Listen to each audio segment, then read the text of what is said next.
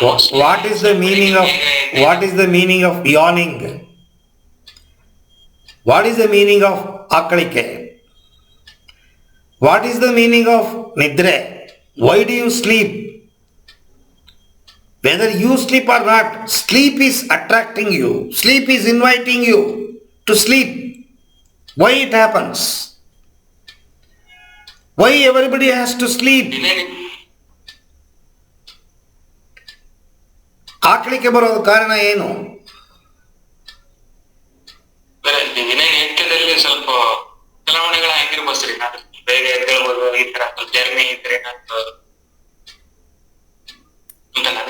ಮನುಷ್ಯ ಎಚ್ಚರಿಕವಾಗಿ ಚುರುಕಾಗಿ ಕೆಲಸ ಮಾಡ್ತಿದ್ದಾನ ಅಂತಂದರೆ ಅವನಲ್ಲಿ ಎನರ್ಜಿ ತುಂಬಿದೆ ಅಂತ ಅರ್ಥ. ಕೂತ ಮನುಷ್ಯ ಕೂತಂಗೆ ನಿದ್ದೆ ಮಾಡ್ತಾನ, ಆಕಳಿಕೆ ಬರುತ್ತೆ ಅಂದರೆ ದೇಹಕ್ಕೆ ಬೇಕಾಗಿರುವ ಪ್ರಾಣಶಕ್ತಿ, ಪ್ರಪಂಚ ಶಕ್ತಿ, ಪಂಚಭೂತಗಳು ಕೊರತೆ ಆಗಿದೆ ಅಂತ ಅರ್ಥ. ಆಕಳಿಕೆ ಬಂದಾಗ ಬರೀ ಬಾಯಿ ತೆಗಿಯಲ್ಲ, ಗಾಳಿಯನ್ನು ನುಂಗುತ್ತೀರಾ. ಗಂಟ್ಲು ಮೂಲಕ ಗಾಳಿ ನುಂಗ್ತೀರಾ, ಜಾಸ್ತಿ ಹೋಗುತ್ತೆ ಗಾಳಿ. ಜಾಸ್ತಿ ಹೆಚ್ಚು ತಗೊಂಡಾಗ ಅದೊಂಥರ ಬ್ರೀತಿಂಗು ಆಕಳಿಗೆ. ಮೂಗಲ್ಲಿ ಮಾಡೋದ್ರ ಬದಲು ಬಾಯಲ್ಲಿ ಮಾಡ್ತೀವಿ. ಸಾರಿ. ಸೊ ಯಾವಾಗ ನೀವು ಗಂಟ್ಲು ಮೂಲಕ ಗಾಳಿಯನ್ನು ತಗೋತೀರಾ, ಎನರ್ಜಿ ಬಂದ್ಬಿಡುತ್ತೆ.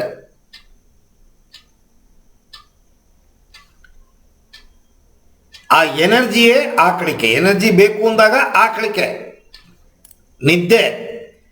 ನಿದ್ದೆ ಮಾಡೋದು ಎನರ್ಜಿಯನ್ನು ತಗೊಳಕ್ಕೆ.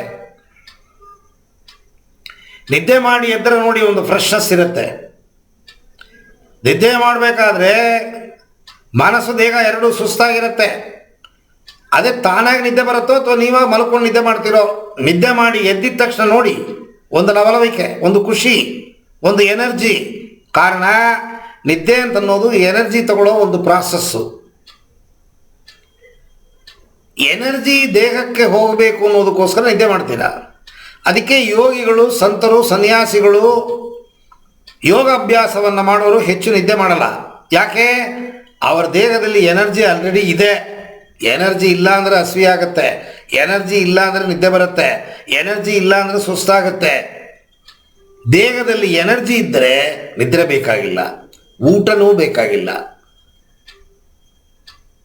ಯೋಗಿಗಳು ಸಿಕ್ಕಾಪಟ್ಟೆ ಪ್ರಾಣಶಕ್ತಿಯನ್ನು ತಗೋತಾರೆ ಮಾಡುವ ಯೋಗಾಭ್ಯಾಸದಿಂದ. ತಲೆ ಚುರುಕಿರುತ್ತೆ. ಒಂದು 70-80 ವಯಸ್ಸು ಮುದುಕನ ಜೊತೆಗೆ ನೀವು ನಡೀರಿ ನೋಡೋಣ, ಒಬ್ಬ ಯೋಗಿ ಜೊತೆಗೆ ಸರ ಸರ ಸರ ಸರ ಬೆಟ್ಟ ಹತ್ತಾರೆ ಅವರು. ನಿಮ್ಮ ಕೈಲಾಗಲ್ಲ. ಬ್ರೇಕ್ ಕೊಡದೇ ಇದ್ರೆ ಬಿದ್ದೋಗ್ತೀರ ನೀವು. ಆ ಯಪ್ಪಂಗೆ ಬ್ರೇಕೇ ಬೇಕಾಗಿಲ್ಲ. ಕಾರಣ ಯೋಗಿ ಹೆಚ್ಚು ಪ್ರಾಣಶಕ್ತಿ, ಪ್ರಪಂಚ ಶಕ್ತಿ, ಪ್ರಾಣವಾಯುವಿನ ಜಾಸ್ತಿ ತಗೋತಾರೆ.